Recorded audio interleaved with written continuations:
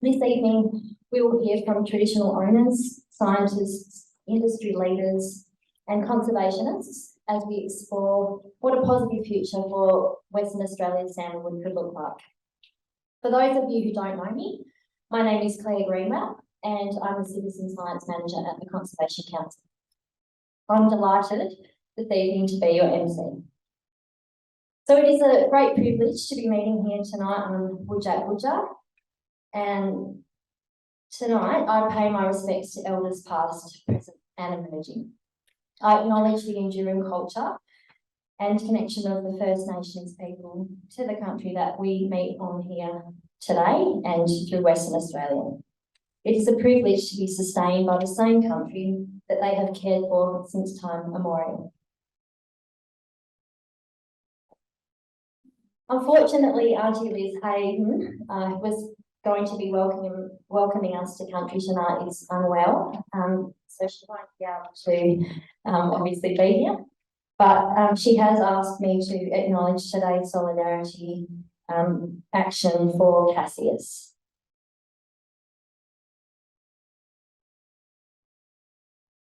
So the Conservation Council's Environment Matters series is one of our longest running forums where we bring together industry stakeholders from government, industry and community to discuss environment issues and challenges in a forum where you, members of the public, can participate and contribute to the conversation. Last year, the Conservation Council launched the 2030 vision, our movement story for conservation, climate and communities. This is our core communication platform designed to position CCWA within a hopeful climate and conservation narrative. We aim to use storytelling to shift the conversation away from paralysing politics and divisions towards a more hopeful vision that unites and inspires our communities and leaders. Events like these are a key aspect of this. So this evening we have a wonderful lineup of speakers. It's quite a long list, so we'll be trying to keep people on track and not going over time. But this evening we'll be commencing with Peter Robertson, who will discuss ignoring the evidence and turning years of government policy failure around. He will then be followed by Richard McLellan, who will discuss the latest science on sandalwood conservation in the wild. Drage will talk about the scale and opportunity of plantation-grown native sandalwood in Western Australia's wheatbelt. Then Clinton farmer Ron Mulder and Mr. Keally will speak to the topic of doing it the right way, Kutkabbuba Aboriginal Corporation Sustainability Management and Operational Plan.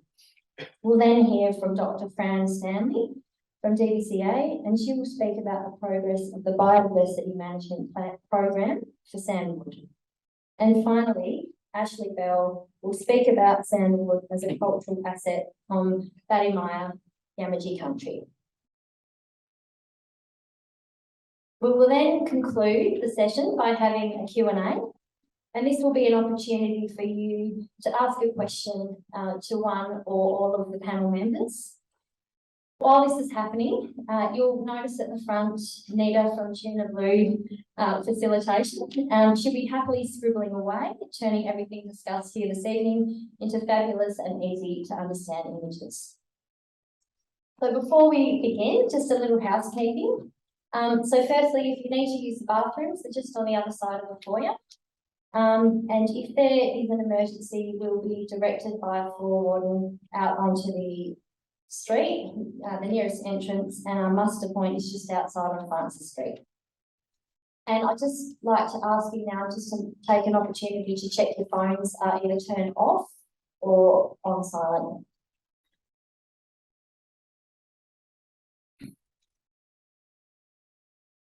So I'll now like to invite Peter Robertson up to the stage as our first speaker for this evening. Peter grew up on a sheep farm near Kojonup in southwestern Australia. He worked as a full-time environment campaigner since the early 1980s, helping lead campaigns across Australia, including protecting Western Australia's old-growth forests, stopping the James Point hub, and protecting the Helena Aurora range from mining. He is currently working to prevent gas fracking in the Kimberley. Peter is passionate about Western Australia's unique and beautiful flora, like sandalwood, and deplores the continuing mindless destruction of what is left of our natural environment. Please join me in welcoming Peter. Thanks to the Conservation Council and thanks to everyone for turning up tonight. Some of you have travelled for a long way, so much appreciated. So I wanted to start by acknowledging the many First Nations peoples on whose lands sandalwood has flourished for thousands of years. It's known by a very large number of different names according to which area you're looking at. Those are just 3 or 4 of them there, but there's at least, as many again, Indigenous names for the same sandalwood, which of course is Santalum spicardum in Latin. And it's been hugely important for First Nations people for thousands of years for a huge range of reasons, some of which I've just listed there. And of course, those uses continue today in the wider community. I can read that.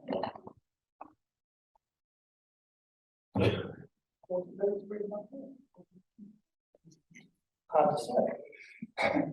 The main focus of my presentation is the ongoing annual removal of tens of thousands of mature or old-growth sandalwood trees across semi-arid southern WA by the Forest Products Commission under licence by the Department of Biodiversity Conservation and Attractions, formerly known as the Department of Conservation and Land Management, back in the good old days. So I'm calling this industry the wild take industry. That's the terminology I use. I don't use the term harvest because what's happening out there at the moment is not a harvesting operation. It's a once-off mining operation under the FPC. I'm going to first of all quickly refer to a wonderful book that some of you may have by Irene Cunningham called The Trees That Were The Trees That Were Nature's Gift. And it documents a huge number of different native species from Western Australia and what's happened to them over the last roughly 200 years. It documents the destruction of sandalwood across southern WA from 1845 to the present. The wheatbelt was, as we know it now, was once covered with stands of very large, very old sandalwood trees, along with obviously many other species. It was the colony's first major export industry, and a lot of it, or most of it, went to China.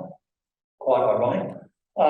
There were teams of cutters spread out across the wheatbelt, as we now know it, cutting down sandalwood. We, as the colonial people, were unaware of its biology as a semi- or hemiparasitic species until 1920. There were multiple government inquiries either into sandalwood alone or into wider issues around forestry, which produced multiple reports and recommendations, almost all of which were ignored. And of course, a lot of those recommendations involved trying to slow down the rate of destruction of sandalwood across what we now know as the wheatbelt. And my own great-grandfather was one of those politicians who unfortunately didn't stand up strongly enough. He chaired one of the Royal Commissions into forestry in WA back in the late 1800s. And the mentality, of course, at the time was that there's always more where that came from. And you could almost say that it's pretty much the same today. So that's a pretty famous image there on the left of sandalwood piled up in Fremantle, hundreds of tons of it, awaiting export. That would have all have come from what we now know as the wheatbelt. And then more recently, a picture taken by a pastoralist of some sandalwood mining that was happening on his property or a neighbouring property a few years ago. As you can see, the process is pretty simple. You drive onto the property, you locate the biggest sandalwood trees you can find, you uproot them, you put them on a trailer, and you drive them off. That's pretty much the sandalwood industry as it operates under FPC in the wild.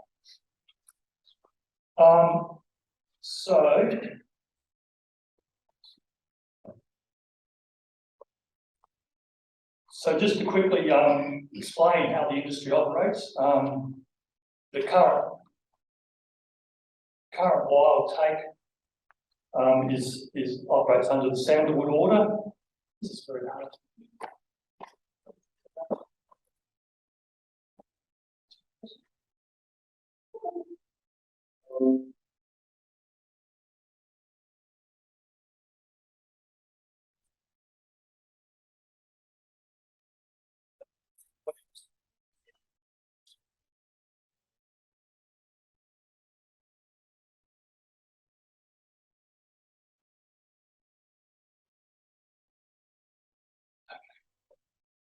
So, the current 10-year quota that is operating out there in the southern rangelands began on what was instigated through an order in the Government Gazette on the 1st of July.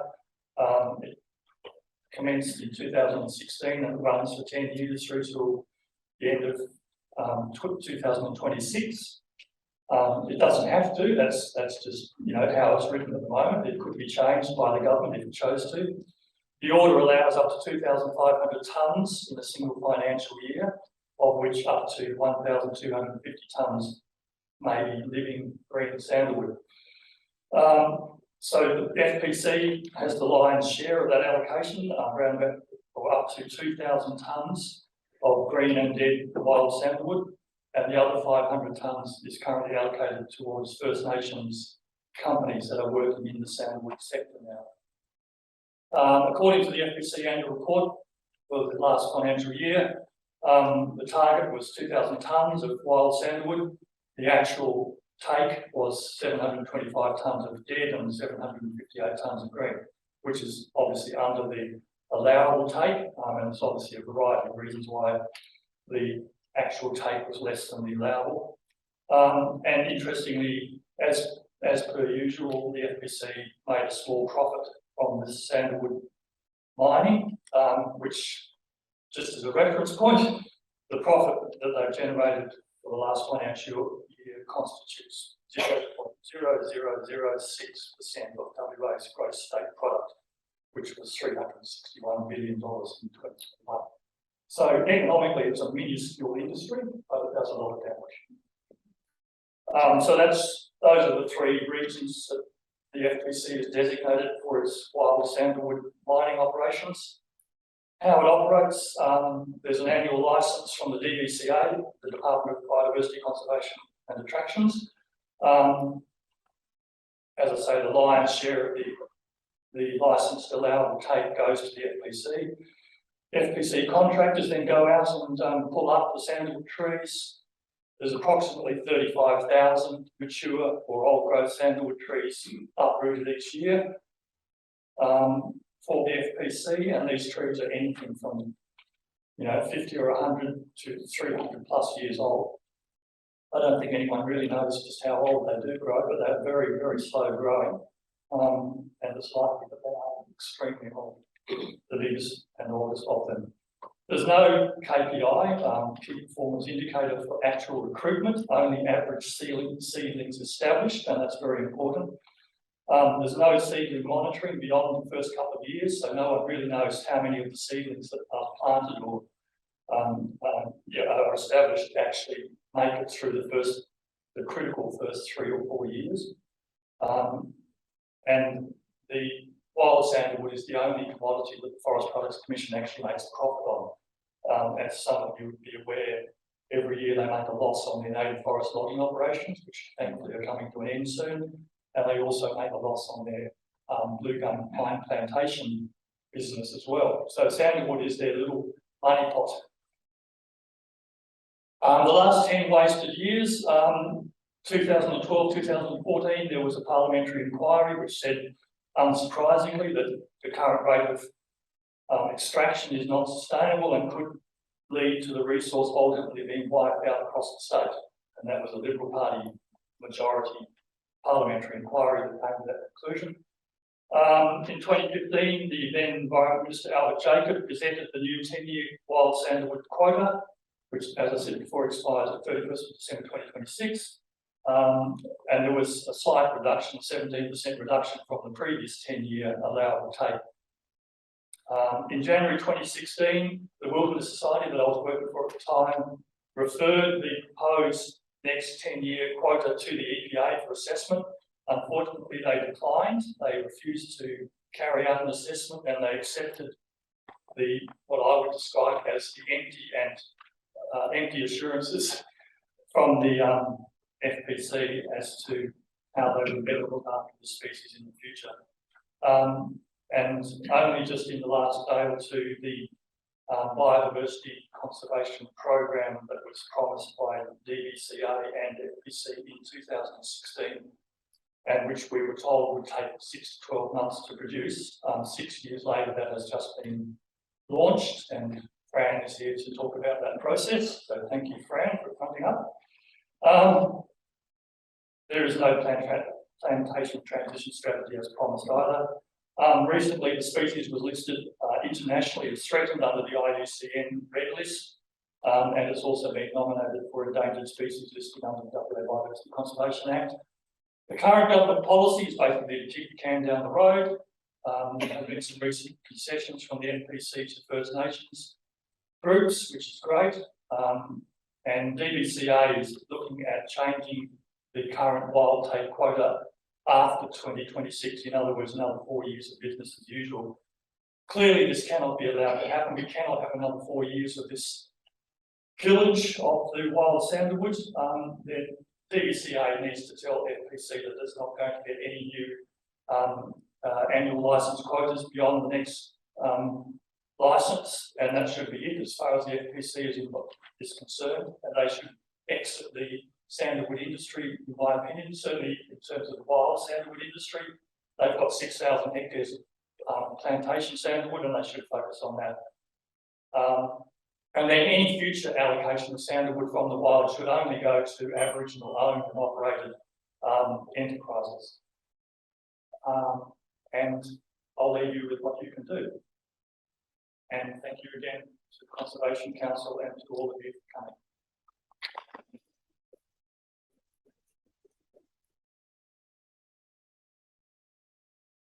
Thanks very much for your insights, Hayden. Next, we have Richard McLellan. Richard is a postgraduate research ecologist at the Gulbali Institute at Sturt University, and he's just completed his PhD, which is very exciting. Congratulations. Richard did his undergraduate studies at the University of Western Australia before embarking on a rich and varied working career, including for many years with the World Wildlife Fund in Australia, Cambodia, and Switzerland. He joined the World Wildlife Fund as a field ecologist, working in temperate woodlands of the southwestern Australian botanical province, before going on to work on landscape scale native vegetation protection, management and restoration in Australia and overseas, and also for sustainable development. He's the chair of the Swiss-based Global Forest Conservation Fund, and Richard has been conducting research in the semi-arid rangelands of Western Australia, investigating the ecological functions of sandalwood and other hemiparasitic santalacea species. So please join me in welcoming Richard. Thanks, Fran. I guess just before I start, just let Aboriginal people know that there is a photograph of the deceased person coming up on the next slide. But in my acknowledgement of country, I just certainly want to thank all the traditional owners, or as Ashley prefers, the traditional custodians of the country who have allowed me to do my research on their land.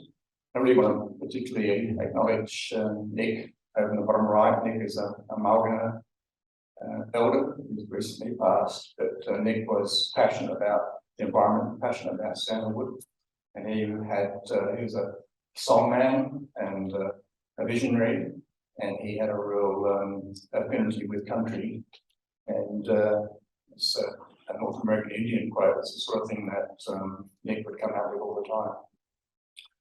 But I think in my acknowledgement, I just want to acknowledge the science that I've been able to access, both from Western science and like Ian Keally and many others, John Brand, who've written a lot about sandalwood over the years, but also people like Clinton Farmer and Ashley Bell, who've shared their country and shared their knowledge and shared their friendship with me in doing my research. So I've been extremely fortunate.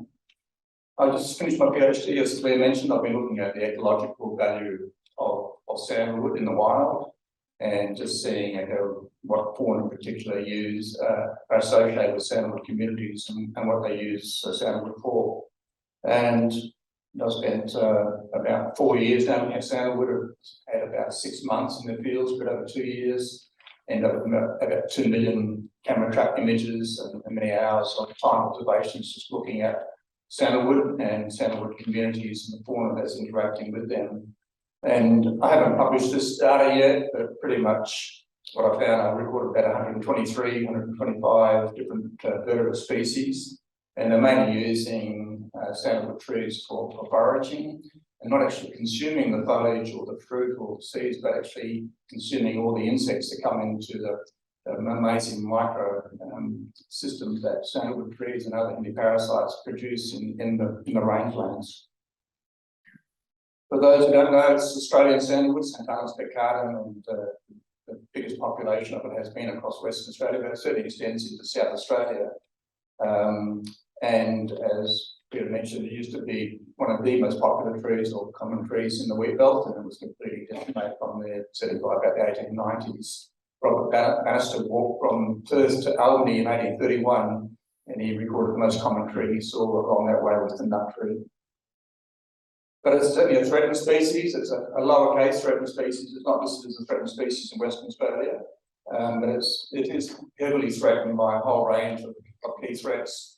Droughts in there. I mean, it's very drought tolerant. It can last for decades under drought conditions, but also it won't germinate or recruit very well if there's a drought occurring. So it has a range of things, and climate change is probably going to be one of the biggest things going forward. Climate change and grazing pressure are two big things, but also the key one is the loss of seed dispersers that has occurred.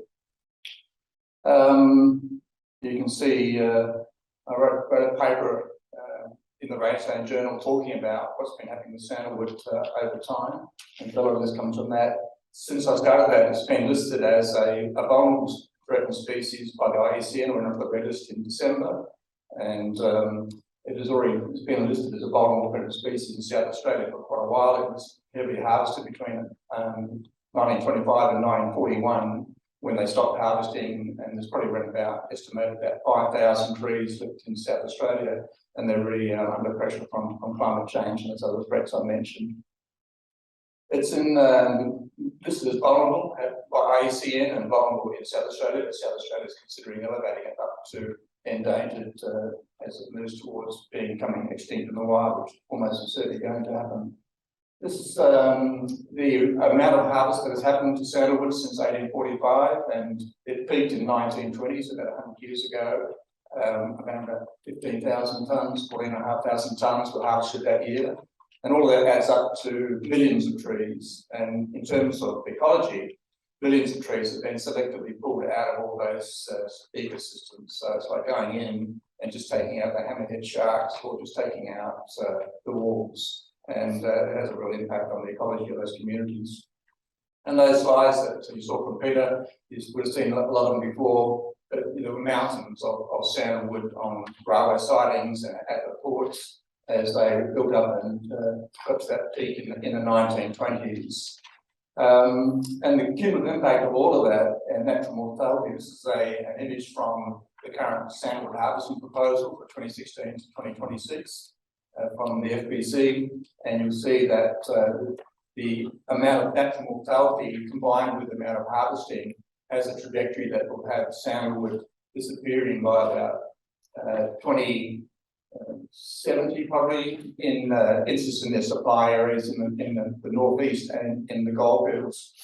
So it's on certainly a trajectory that in the wild, and I'm not talking about where there is plantations or where there is reseeding going on, I'm talking about the unmanaged wild populations that are out there. And there's various different projections about when sandalwood will disappear in the wild, but it certainly will disappear at some stage. And there's been, if you want to have a group to read, I think to read the transcripts of the parliamentary inquiry from 2012 to 2014, and there are a lot of amazing quotes in there in terms of, yes, it's pretty well known, it's been known for at least 100 years that sandalwood is not recruiting very well in the wild, and that the current rate of harvest has not been sustainable throughout that whole period. And so you have these amazing quotes from people like Kieran, who were very clear in saying, yep, we know that their current rate of harvest is not sustainable. We know that we're taking more biomass of sandalwood from the rangelands than there is regrowing through natural growth or through recruitment. This is a graph showing the age class or size class of the sandalwood in those supply areas. And you see this is a very classic profile of a species that is not regenerating. What you have here is you have most of the trees are in that sort of 100 to 250 millimetre size. And as Peter said, they grow roughly about 1 millimetre a year in diameter, so we can work out their age from the size. And pretty much it shows that there are some small trees, the recruits there on the left-hand side, but the FBC, the DBCA acknowledge that most of those are under parent trees and they don't survive. And so you end up with this bottleneck soon after those recruits die off, and that means you have no large population of trees coming through. This very much coincides with what Bland et al. In 2017 called recent regeneration failure, where you're just not getting recruitment back. And they looked at other options in terms of ongoing recruitment or episodic recruitment.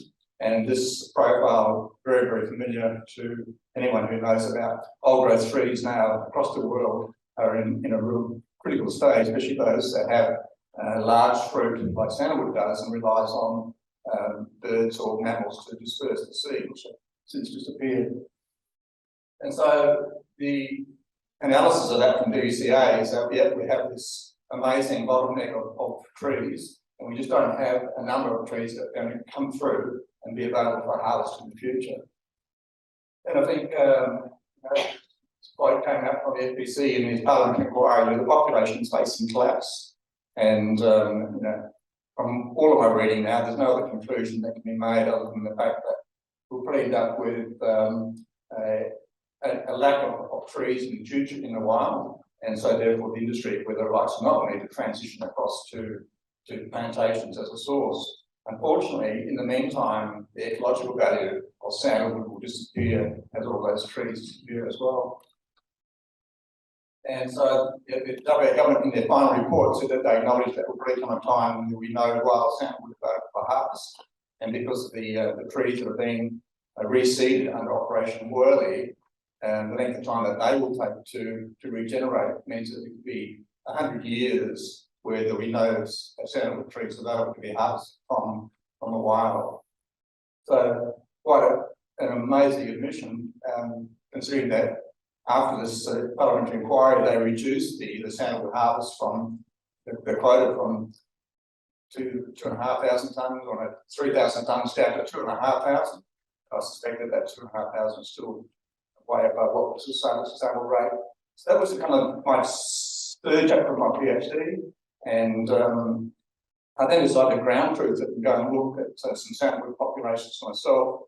I had a look at 12 populations and 27 patches, around 1,500 trees from out in the Gibson Desert right across to Shark Bay, and measured a whole bunch of trees.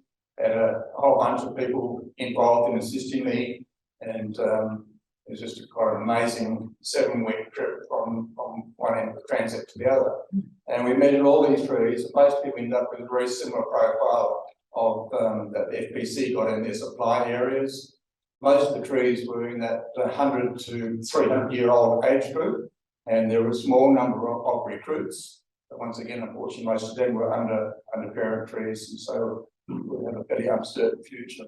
And most of the trees that we saw, populations were just composed of very old trees in advanced stages of senescence. I'll finish at that point.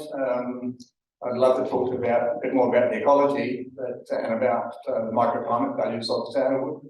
I think for what we're trying to discuss here tonight, I'm really happy with just saying that from my first two papers that I published from my PhD, it's very clear that sandalwood is declining in the wild. It's heading towards extinction in the wild, and the future will be in the government being prepared to be bold about making decisions about its conservation, about its restoration, preferably involving traditional owners on country, and ensuring that the cultural values of sandalwood are also retained as much as the ecological values.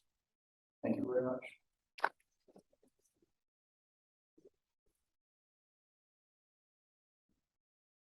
Thanks very much, Richard. It was great to have your insights and hear about some of your exciting research. Okay, thanks very much. Next we will hear from Keith Drage. Since immigrating to Australia in the late 2000s, Keith, together with Ron Mulder, established Western Australian Sandalwood Plantations, and he's been managing director since 2001. Keith has been involved in the development and management of each of Western Australia's commercial sandalwood plantations that the organisation manages, and he's going to be speaking to us about that tonight.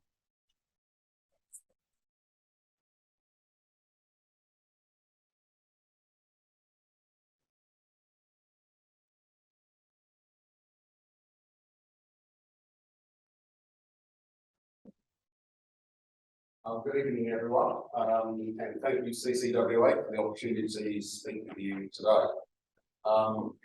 As the introduction has said there, I'm here to talk about the plantation resource.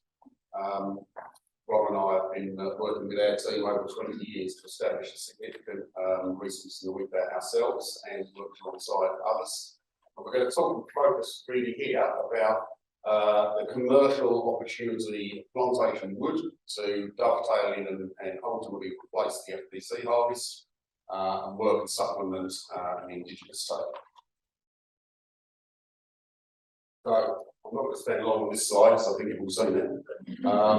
Suffice to say, what we're really just looking at here is that actually for some 100 years, there's been government encouragement to look at sandalwood plantations to be brought online to actually take pressure off the wild resource.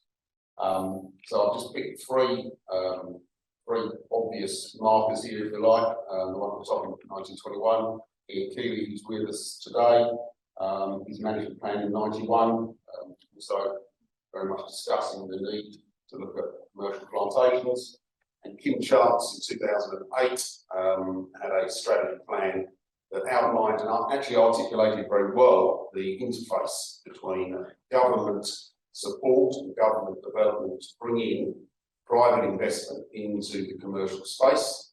And I'd like you just to keep in mind those two bottom bullet points as we go through here. The point that really government there to support with a view to exiting once private sector investment is established, and extremely importantly, that have a high level of confidence that future markets exist and these will not be constrained by long-term government involvement.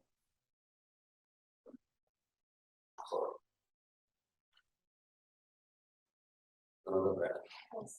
Oh, good. Okay, so I just want to spend a little bit of time saying, so those messages from government over 100 years eventuated finally in a collective response, and that response predominantly came from the Australian Sandalwood Network, from the Forest Products Commission themselves through their share farming program, and through WASP, WA Sandalwood, where you were establishing plantations for various species.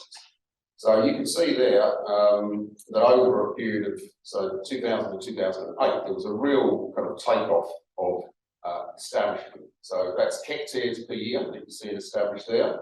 And by about 2008, there was probably close on the blue dotted line, you can see the aggregated amount was close to 15,000 hectares put into the ground, which is pretty impressive from pretty much a zero base. It dropped off after that. The GFC in 2008 would have, definitely there was disruption in the market. From our perspective, we continued to plant intermittently, admittedly, through 2010 to current, around about 2,500 hectares every 4 to 5 years. And we've just completed 2,500 hectares between last year and this.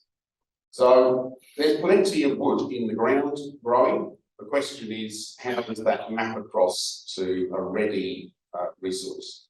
So we work on an 18-year rotation for our sandalwood. The FBC, if I'm not mistaken, work on 25 years plus. So I've just simply mapped that across into what does that look like for wood flow going forwards. So the all important question around the wild take, how do you reduce the wild take without a complete crash in the market in one way? How can you supplement it? How do you feed in the plantation resource? When is it ready? How do you manage the transition? So you can see here that between now and 2026, 27, there will be some 8,000 tonne of wood annually coming online, which is already 3 to 4, well, that's certainly 3 times the current supply to market. That dotted line, the yellow dotted line up there, is basically showing that the total wood we believe is in the ground today is circa 150,000 tonne of wood. So that's a fair amount of wood when you consider that 2 to 2.5, 3,000 is what's supplied to market currently.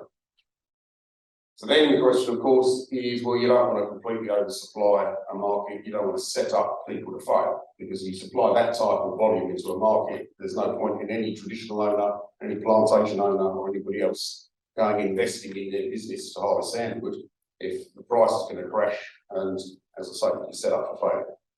So from a WA Sandalwood point of view, as WASP, we look to try and manage that wood flow by smoothing it out over a longer period of time. So I've got a term up there that some of you may be familiar with, store all the stuff, which really just means the longer, as a rule, that you keep the wood in the ground, it will gain more value, it will increase the oil, it will increase the value. So you can actually manage your wood flow, and we can flex that according to what demand in the marketplace may be.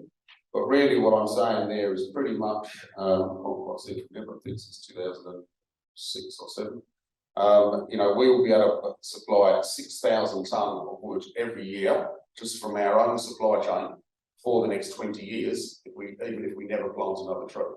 And that doesn't include that FPC and Australian Sandalwood network volumes. So that is a lot of wood in the system coming on pretty soon. I'll briefly just touch on, you know, plantation wood is not wildwood. It's about educating markets. You can't grow something in 18 or 25 years that nature took care of in 200. So, you know, really simplistically, same rules, branch material, top of the tree, grade 2 and 3 stuff. That's the lesser quality, tends to find its way to the incense market.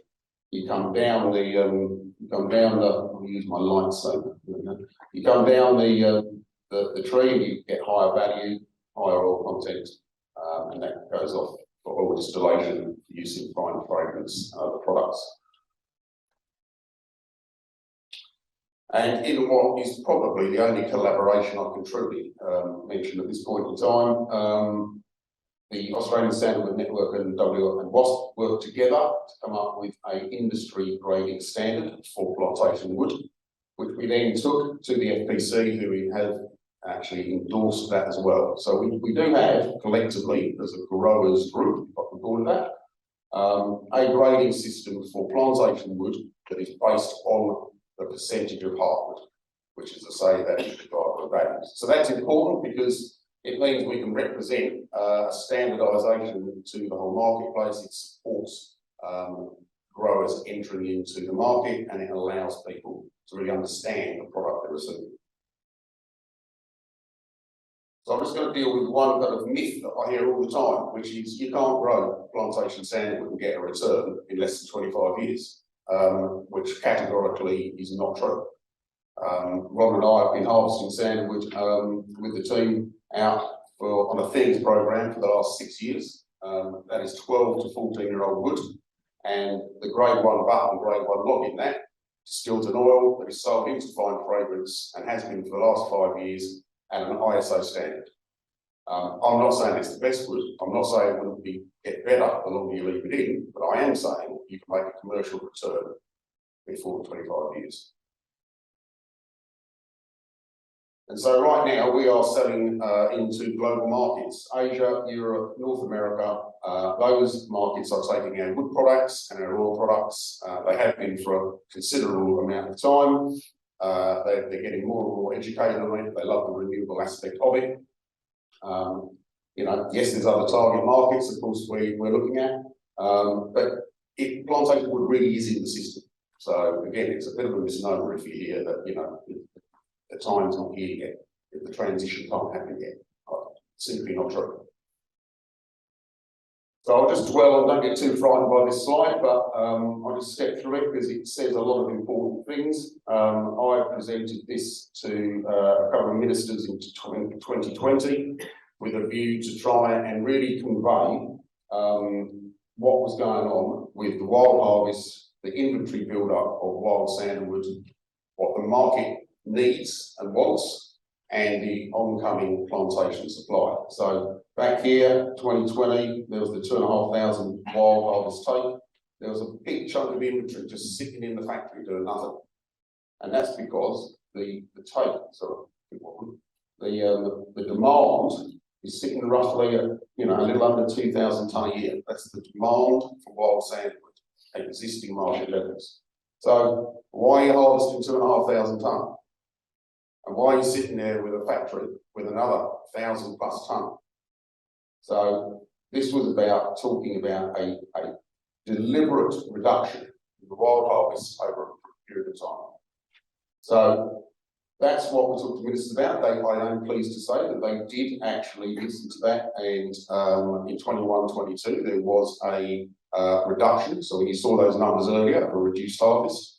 That was because that was an instruction to do so, to wind down some inventory, but it needs to be ongoing.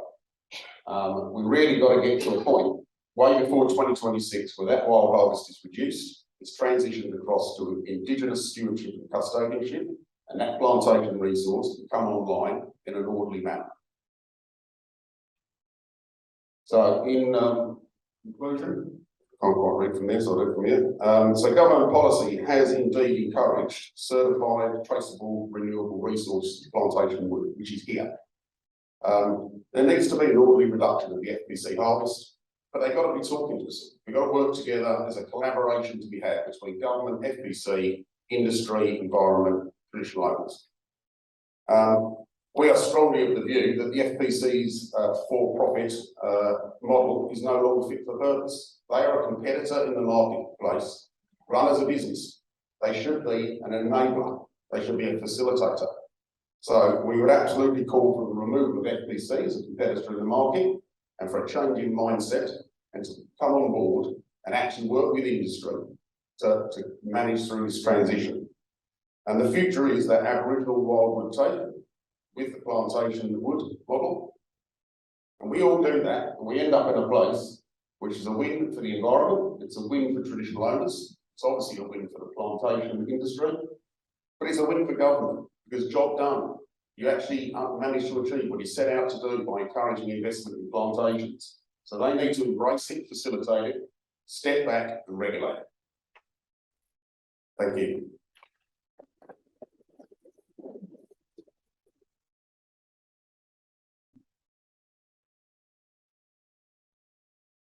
Thanks very much, Kate.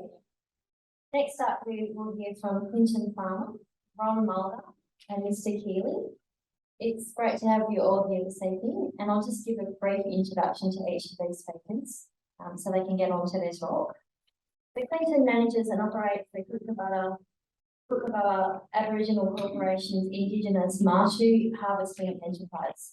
Caring for country and following in his father's footsteps is a cultural and commercial obligation to the Marshu people. Ron established the New Forest WA Proprietary Limited in 1995 to specialise in the propagation and supply of Western Australian sandalwood as a combatant to the growing problem of salinity in rural Western Australia. Building on these earlier projects, Ron, together with Drage, established WA Sandalwood Plantations.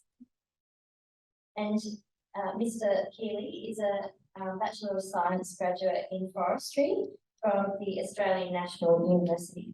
He worked in forestry in the southwest before moving to Kalgoorlie in 1984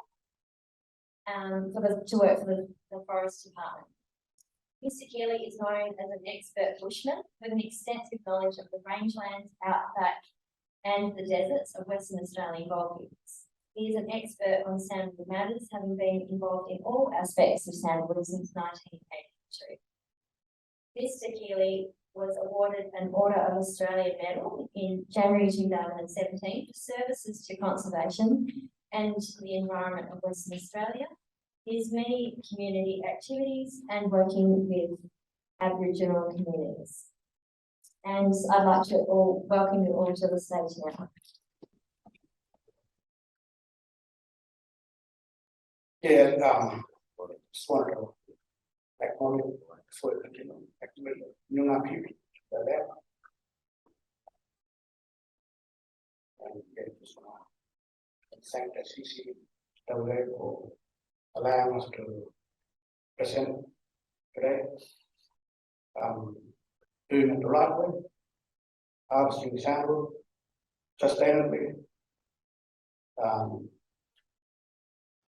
Is our people's way of harvesting and doing things sustainably was passed on to our people and through that generation.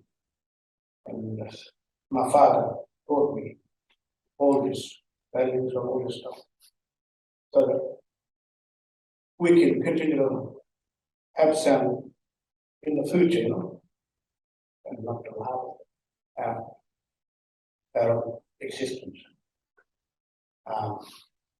Because we will be limited for the time. It's one of many who know Mr. Keally, whom I've got a lot of respect. He grew up while Dad was harvesting sandalwood in the desert, and there's a lot of respect for him. He's going to do the presentation. I'll pass on. Good evening, and thanks for having us along. It's great to be here. This first slide, you can see in the 4 boxes, there's 4 players in the Mungilli area. The Dutch and Sandalwood Oils, which is 50% owned by Aboriginal people.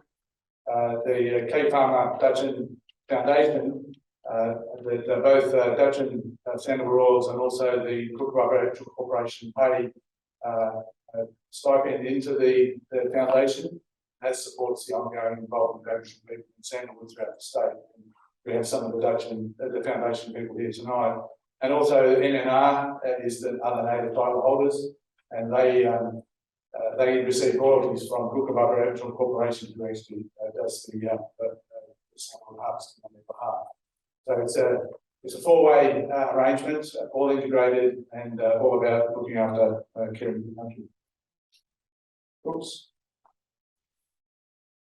For those that don't know where Mungilli is, the map on the left-hand side there, you'll see the distribution. You've seen that map earlier.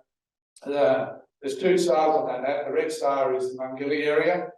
The yellow star is the Yilka, Cosmo-Newby area. And what we're talking about in terms of Kutkabbuba is equally applicable to the Yilka mob at Cosmo-Newby, because we did the same project with them from 2018 through to 2020.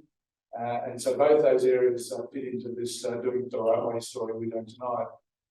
The map on the top right is the Billaroo native title exempted area, all 6.2 million hectares of it, and the Mungilli area is the red star. And the bottom map is the specific area around Mungilli.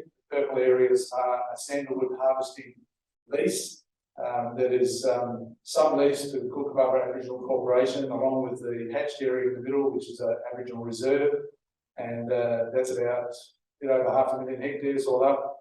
And that's the area that there's been a 40-year history of sandalwood management in that particular area. I just get Clinton to say a few words about native title rights, because native title rights and sandalwood are intimately linked, and it's absolutely critical part of the discussion that needs to be held here tonight. With the native titles, when Dad first went back to our land to harvest sandalwood, that helped the old people get back to the country and revisit and gain strength from the land, inspiration to get native title.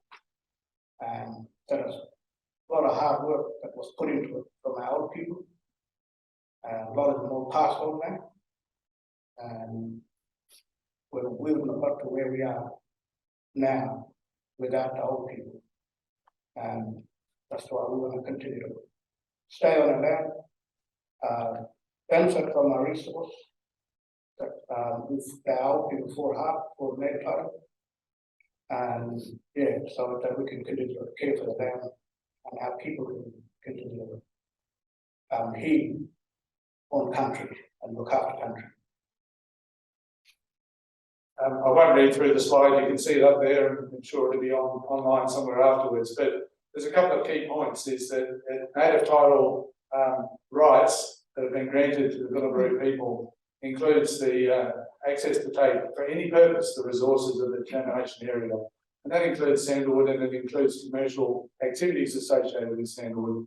And that same right, native title right, exists on both exclusive possession and non-exclusive possession Aboriginal native title determined lands. Of course, if there was actions of anybody, including government, to take away or impinge on the rights of Aboriginal people, then they would be entitled to compensation for the loss of that native title right. And if you really start adding up the value of Sandalwood across all of the traditional native title lands, you're talking about hundreds and hundreds and hundreds of millions of dollars. So it's important to maintain Aboriginal people's involvement in Sandalwood and not to take away the rights that Aboriginal people have fought so strong and hard to get. Sandalwood in the Mungilli area is a unique area. It's a quality stand of Sandalwood. There's been 40 years of management by the Farmer family. Mr. Farmer before Clinton's father, and Clinton his time since. They have undertaken very conservative harvesting. They have done all the seeding that's required, and they have resulted in successful silviculture regeneration. In recent times, and particularly from this year onwards, they've gone ahead of what's required in terms of licensing.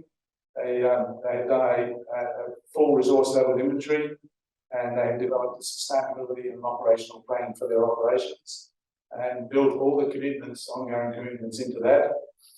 They've done some post-harvest monitoring, and it has been determined that their operation is sustainable, and that's all three pillars of sustainability: social, economic and environmental.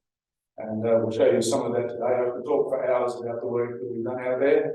And basically they are not only doing it the right way, they're setting the standard along with Yucca as to how Sandalwood can be sustainably managed. What we've got here, unlike what we've heard already today, with the exception of plantation, this is the good news around Sandalwood. The bad news is not at Mungilli. The area that we did at Mungilli area, you can see on that Landsat 7 image there, that the area was stratified before we went out and did the inventory. So the blue areas are where Sandalwood occurs. It basically occurs where there's rocky Mulder country, and the Spinifex country gets burnt, and there's very little Sandalwood in the Spinifex country. The red lines on that map are the Sandalwood inventory runs that we did, along with a whole lot of Sandalwood inventory plots. So that's just to set the scene in terms of that area and the extent. And you're looking at Sandalwood over an area of about 300,000 hectares. In July 2022, working with Clinton and his two nephews, and with me and my colleague, Dr. Hugh Chevis, we went out and spent 2 weeks doing the resource level Sandalwood inventory, 28 assessment runs, nearly 400 kilometres of actual assessing of Sandalwood. They're the numbers that we recorded within the inventory areas, over nearly 1,600 hectares, where we counted every single tree in that area. We also put in, as part of a pilot post-harvest assessment, we put in 14 4-hectare plots.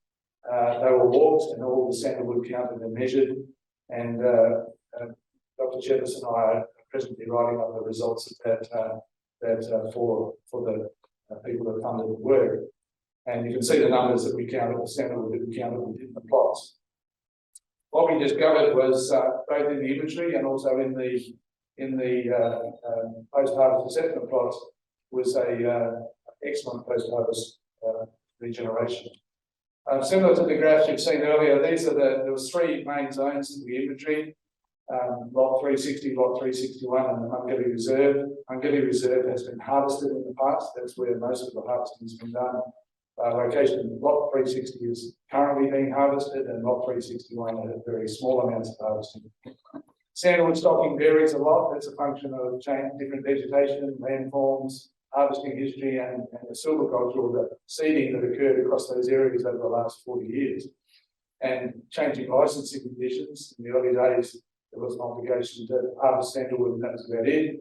Then it became you had to plant seeds, and plant more seeds, and you had to leave trees behind as per the changing licensing conditions. What we discovered is that the inventory grossly underestimates sandalwood regeneration. If you want to get a good count of sandalwood, you've got to go in and do the plots. That's because the sandalwood occurs in Mulder groves and thickets, hard to see. You've got to get out and you've got to walk it. You've got to count those trees. And we developed a technique, which is an effective field technique to actually put in sandalwood regeneration plots. So we trialled different methods, concentrated on 7 that we put 7 plots in using the technique we developed, which is basically walking a 40-hectare plot in a horseshoe shape. What we found this is combined data from 7 4-hectare regeneration plots in an area that was harvested from 10 to 12 years ago and seeded by Clinton and his father. And you can see the size class distribution map there or graph is significantly different to what you see anywhere else. 1.65 stems per hectare in the regeneration size class, and it occurs across all areas. It's not under the canopy and thriving. Once we got all that data, we did a management plan, and this is just a schematic of the management planning process. So it's got all the inputs on the right-hand side into a sustainability management plan, a 10-year operational plan, and you have detailed plans which you can do more inventory work, harvesting areas, and then we have procedures, and they will be defined in the operational plan. So how to select the trees, how to plant the seed, how to collect the seed, how to regenerate it. This is the result of all that work. 2 plans that have now been published, the sustainability management plan and the 10-year operational plan with all those commitments for seeding.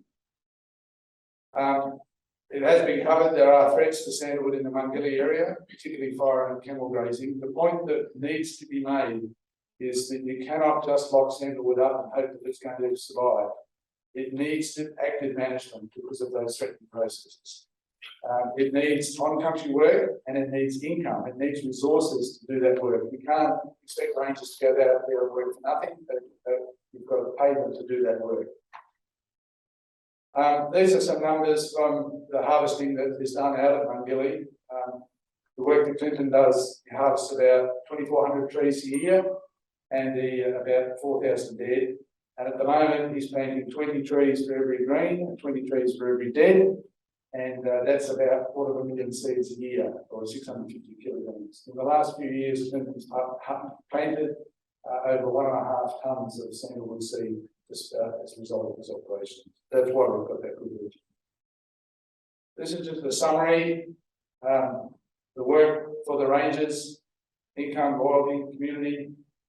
It's conservative, sustainable harvesting. Clinton's leaving between 20 and 40% of the commercial sized trees behind, looking after country, and is contributing, will continue to contribute to threatening process management like camel control, caring for country, doing the monitoring work now.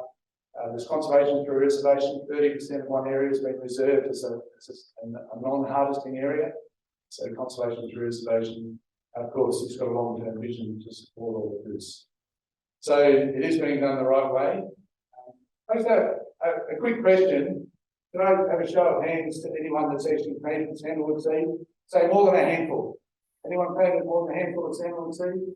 Yeah. So it's absolutely critical if we're going to conserve sandalwood, get a trail load of seed, get out there and plant the damn stuff. What we're talking about, it's not going to do it.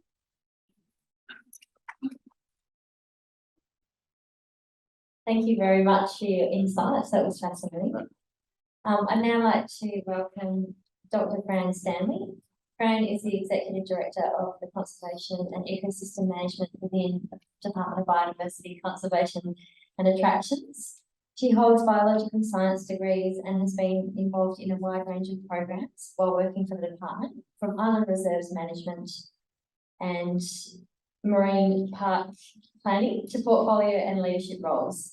Fran's current portfolio includes wildlife licensing, pest, animal, weed and plant diseases management, as well as managing the Swan and Canning rivers, forest management and coordination of advice and environmental impact assessments, and protection of biodiversity and conservation reserve values. She's a very busy lady. All right, so I'd just like to welcome Fran.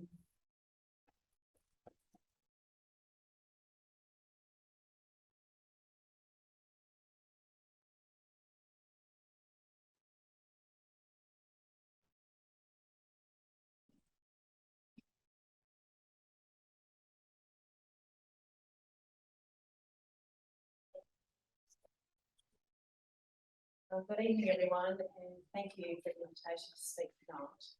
On behalf of the Department of Biodiversity, Conservation and Attractions, and I know it's a bit of a mouthful, we acknowledge the Wongai, Yamaji and Noongar peoples as the first Sandalwood custodians and traditional owners of the lands and deserts from where Sandalwood originated and thrived, and respect their connection and knowledge of their elders, past, present and emerging.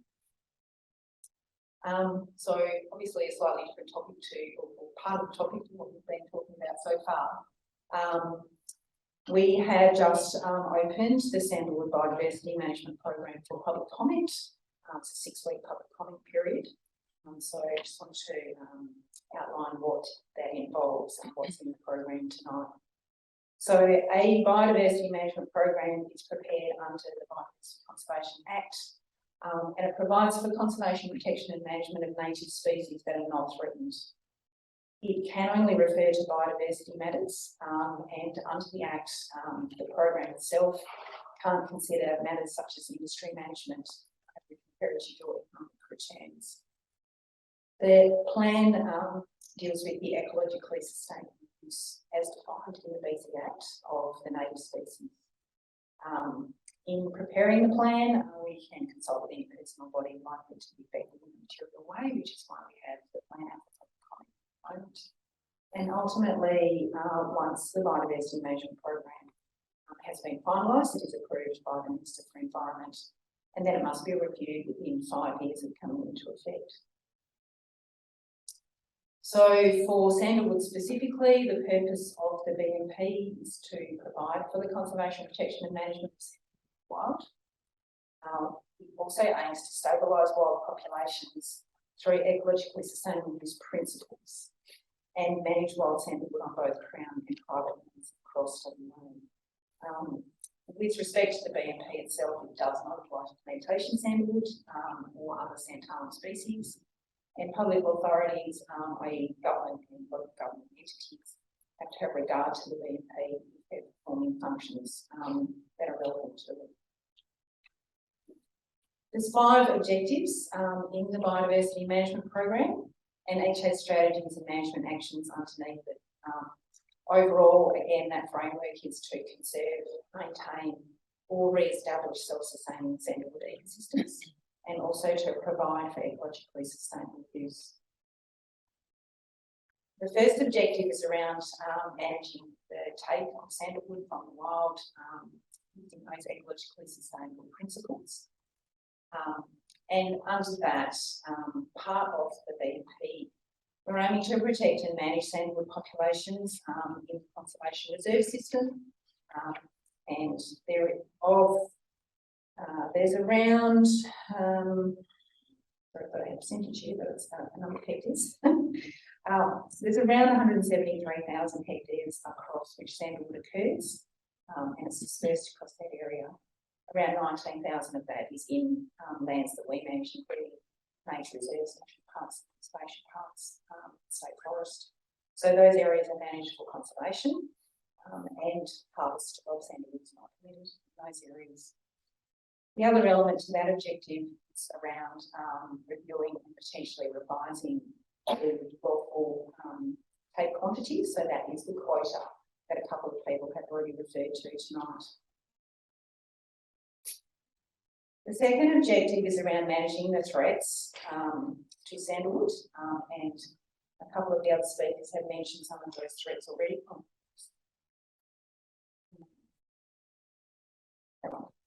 Sorry.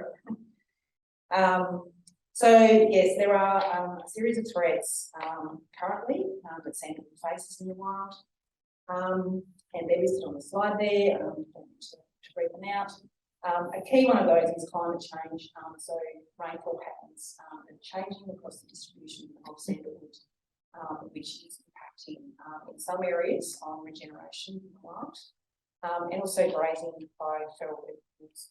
So rabbits, goats, camels, and other feral herbivores in some places.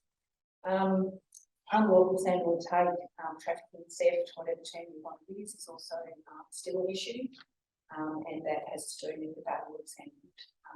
So there is still some unlawful take occurring. And then there's some other factors that are also impacting the species in the wild. The third objective is around maintaining the natural distribution of Sandalwood and improving population condition. So under this objective, there's some actions around seeding programs, and Ian and Clinton just spoke about that and then in terms of accountability, but it's important across the range of Sandalwood. And one of the options that's presented in the draft BMP is around having different arrangements in different bioregions for Sandalwood plantation protection. So in the wheatbelt, as a couple of speakers have highlighted, where there's not a lot of Sandalwood left in the wild, there might be different arrangements in place from those desert areas like Aunty.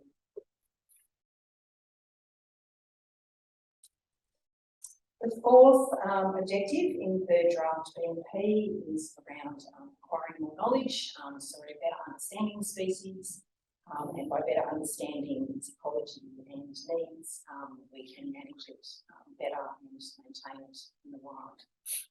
So addressing knowledge gaps, undertaking research programs, but also improving our knowledge of the inventory and population condition across its range.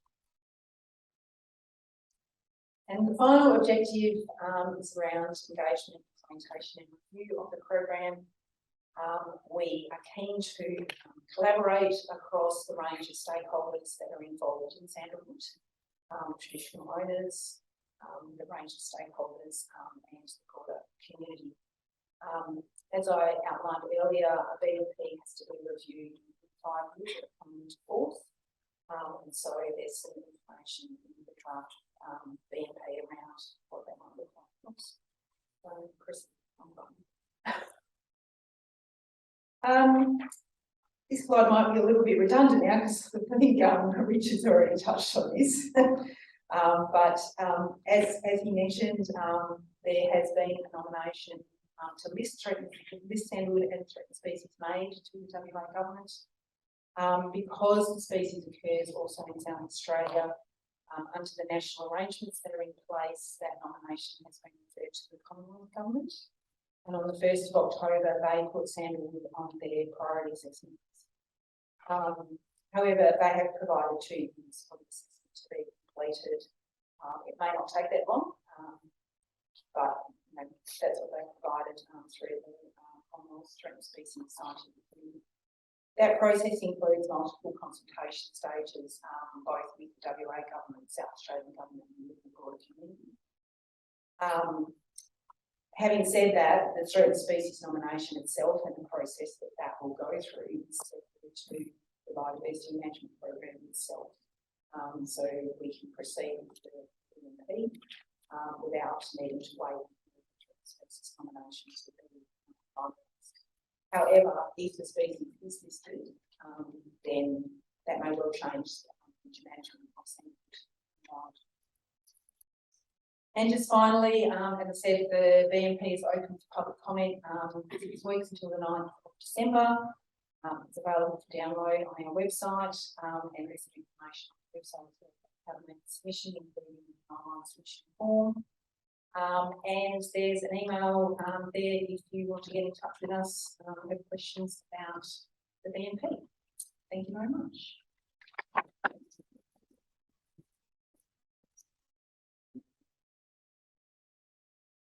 Thank you very much, Fran. If anybody needs any help finding the link and you can't access it on the website, please get in touch with CCWA. Finally, this evening we have Ashley Bell. So please join me in welcoming Ashley. Ashley Bell is a Badimaya elder and director of the Community Aboriginal Corporation. Ningin Station, which adjoins the Charles Darwin Reserve and is owned and managed by the Bell family and the Community Aboriginal Corporation. In 2004, they successfully nominated 48,000 hectares of the station as an Indigenous protected area. 3 generations of the Bell family care for Ningin, promoting regeneration of native plants and minimising erosion by reducing sheep numbers and trapping. Thanks very much for being here. Giving us this opportunity. I'm a Badimaya elder from around the Plains Line, Mount Magnet region. When we first got to Ningin, when we first purchased Ningin back in '94, we received a letter to say that to acknowledge that Forest Products owned all the sandalwood on the property, which we didn't sign. And my mother sent a letter back explaining that it was an Aboriginal food source and medicine, you know, for 30 to 40,000 years. So we still maintain that knowledge now of what sandalwood was used for. So it was used, the sandalwood nut was eaten, the inside was eaten, so it was a food source. That nut was also ground up with artifacts that look like this. Stone grinding stones. This is a mullah and this is a base grinding stone. So it would be ground up with that and added to it with things like Indian oil and these citronella grass. That's the Indian oil. And you would make a poultice with it, and it was used for arthritis, any aching or sore joints. It was also used for stimulation of hair growth. The wood was also breathed in by the lactating mothers to dry up their milk, so it was used as a thing to help with that process. So it's got a lot of uses in our culture. Thank you very much for listening.